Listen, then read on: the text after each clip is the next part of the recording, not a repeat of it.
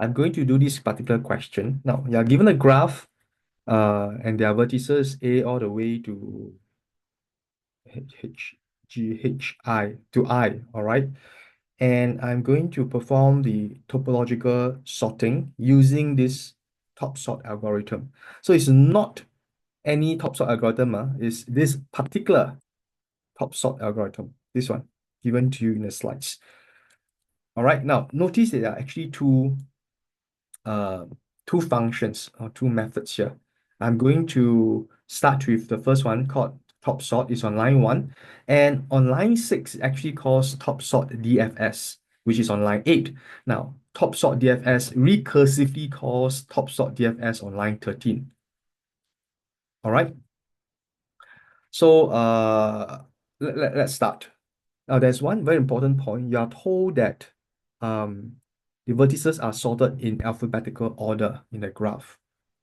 Okay, now this means that graph dot vertices 0 is A, graph dot vertices 1 is B, followed by C, D, E, F, G, H, and I. Right, this order is really important. 0, 1, 2, 3, 4, 5, 6, 7, 8. Because if this order were given to you in a question, right, you cannot make such an assumption and your answer will be totally different. Okay, and I'm going to keep track of two things: the order of visitation,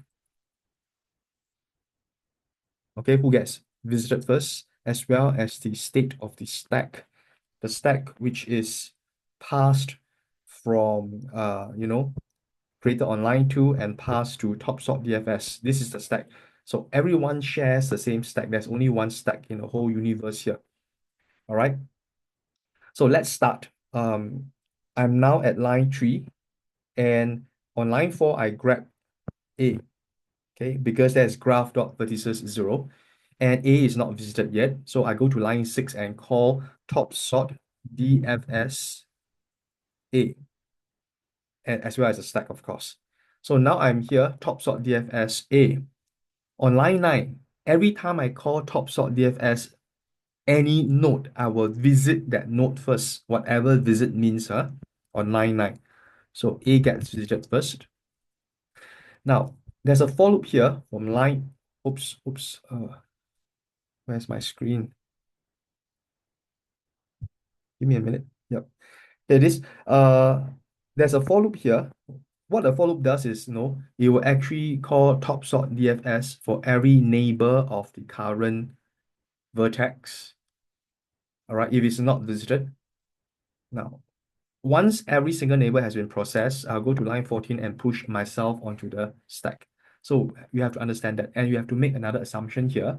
If there are multiple neighbors, for example, A has got two neighbors, right? B and F. If there are multiple neighbors, the neighbors are in alphabetical order. That means B is the first neighbor, I'll process B first, followed by F. Let's make the assumption. Okay, so now in topsort DFS, I have visited A. I go into the for loop to process its first neighbor, which is B. What do you mean by process? I mean, I will call topsort DFS here on line 13. Topsort DFS, the first neighbor, which is B. Now, when this happens, B will visit it, okay, and it will process all the neighbors of B, and B has only one neighbor, which is G. All right, topsort DFS G. G will visit it, and then I'll process all the neighbors for G in a for loop. Now, G has got no neighbors. G has got no neighbors. In other words, it won't go into the for loop on line 10. Put another way, you can assume that all the neighbors of G have already been processed. I'll go to line 14 and push G onto the stack. Okay, the idea here is you process all your neighbors, then you push yourself onto the stack. Okay, now I go back to B. Does B have any more neighbors? No more. Yes, only one neighbor. So in other words, B's neighbors have all been processed. I will push myself onto the stack, and then I'll go back to the higher level. Does A have any more neighbor? Yes, A has another neighbor. which is F. So you call topsort DFS and pass in F. So visit F itself. Okay. So does F have any neighbors? Yes, E and I are both neighbors. E is the first neighbor. So I call topsort DFS E. This cause E to be visited. Right. Any more neighbors for E? No neighbor. So E will push itself onto the stack and it will jump back to F. Does F have a second neighbor? Yes, I. TSDFS I. Okay. Does I have any neighbor? Yes, G, but G has already been visited, so it's going to ignore it. In other words, all the neighbors for I have already been processed. I'll jump back to F and check. Any more neighbors for F which is not processed, not visited yet? No. So F is, I forgot, push I into the stack. Now, F is all the neighbors for F have been processed, so I push F onto the stack. So I go back one level, A, all the neighbors for A processed already, I'll push A onto the stack. Okay, I put a dotted line here. Dotted line is imaginary, yeah? And that's it. In other words, my recursion stops and I jump back to my for loop. Okay, I'm now at line 6.5. I'm done with line 6 already. Okay, that's why I put a dotted line here.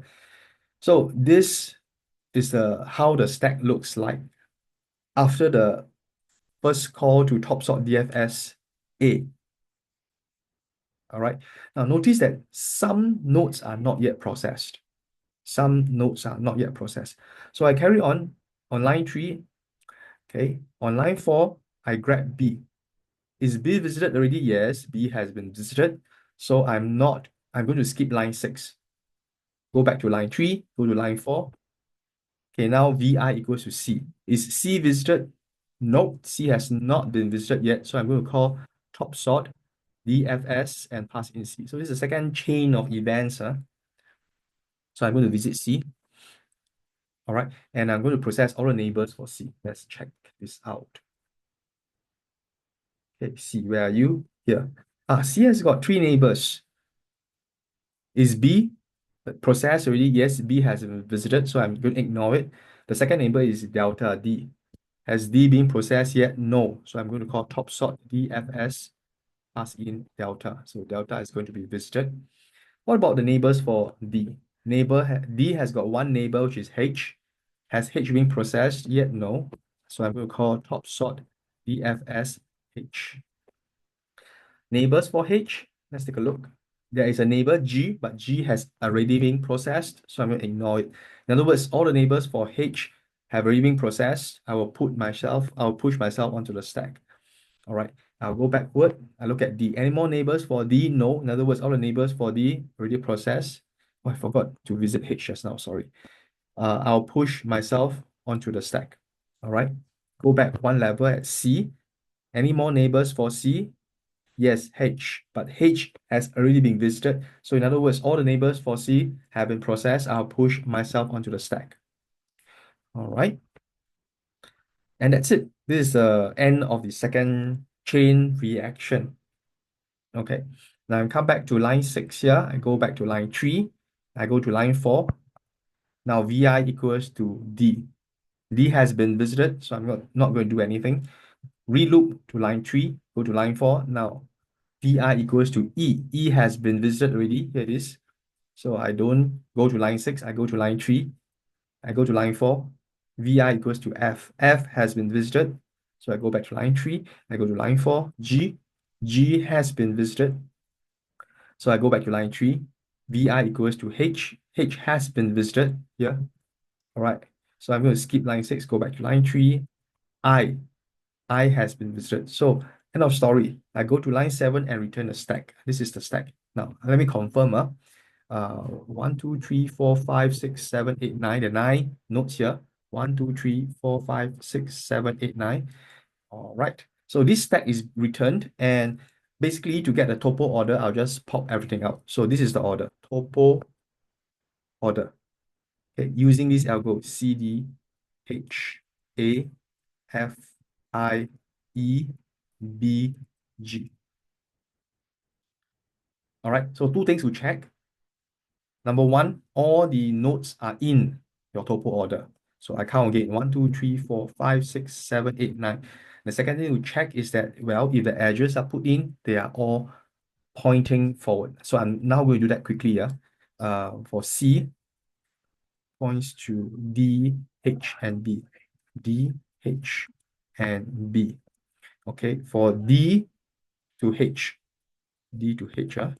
For H, let me see, H points to G. H points to G. A points to B and F. F is here, B is here. F points to E and I. E and I here and here. I points to E and G. E is here, G is here. E points to nothing. And B points to G. G points to nothing. Okay, so both requirements have been met. Okay, requirement one, all the nodes are there. There should not be any missing node. Requirement number two, all the edges, if I draw them onto the topo order, right, they all point to the right. So this is a valid topo order, and this is a topo order which is returned by this particular algorithm. So the answer to part one, this is the answer to part one, and answer to part two, order of visitation. That's it.